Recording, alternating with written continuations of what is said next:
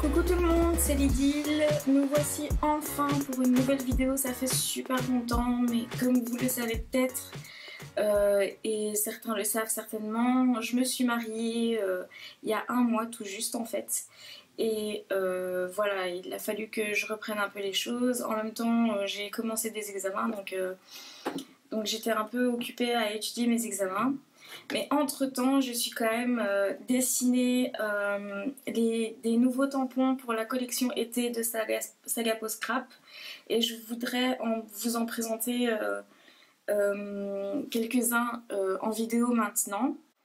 Voilà, j'en ai dessiné plusieurs. Donc en fait, j'ai dessiné ces 5 tampons. Donc en fait, il y a 3 planches de surf. Et il y a un tampon avec 3 feuilles et un tampon avec 2 roses. Donc je vais vous présenter surtout ces deux-là, ces 2 tampons-là, les feuilles et les roses. Pourquoi? Parce que en fait j'avais une idée bien précise en tête quand je les ai dessinés. Et mon idée était de vous présenter une couronne de fleurs. En fait j'avais très envie d'avoir un tampon couronne. Malheureusement quand on en veut des grands, ben, ça devient vite des prix hors normes, un peu difficile. Et puis en plus on n'a pas des grandes plaques. Voilà. Donc je vais vous montrer comment je vais réaliser une couronne de fleurs avec ces tampons là. La première chose à faire est de tracer un cercle à l'aide d'un compas ou d'un support comme un couvercle d'un pot de peinture, avec lequel on trace le contour du couvercle. Une fois le cercle tracé, je vais utiliser mes tampons en commençant par le tampon feuille. À l'arrière, j'ai tracé un petit cercle, un grand cercle et un moyen cercle au niveau des feuilles, comme ça je sais un peu m'y retrouver quand je tamponne.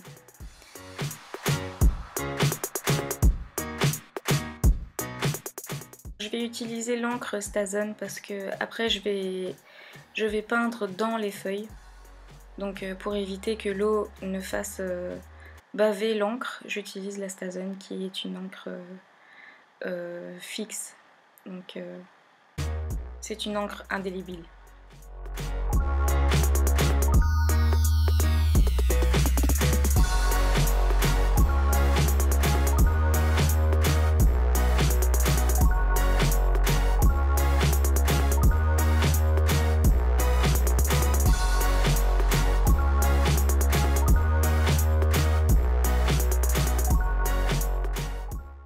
Je tamponne tout le long de mon cercle jusqu'au moment où j'arrive au dernier tamponnage. Et si je vois qu'il rentre pas très bien, je le mets un peu à l'extérieur et ça se voit vraiment pas beaucoup. Voilà. Donc j'ai tracé ma couronne de feuilles pour l'instant. Je pourrais le laisser comme ça si ça me plaît. Mais moi je vais rajouter les roses. Donc à l'arrière j'ai fait exactement la même chose. J'ai tracé un petit cercle pour situer la petite rose et un grand cercle pour situer la grande rose. Et je vais le faire dans une autre couleur, en rouge directement. Je tamponne toujours perpendiculairement à la couronne de feuilles pour avoir toujours une rose à l'intérieur et une rose à l'extérieur de la couronne. Donc je switch, une fois je mets la grande rose à l'intérieur et puis après je mets la petite rose à l'intérieur pour que ce soit assez équilibré et assez homogène.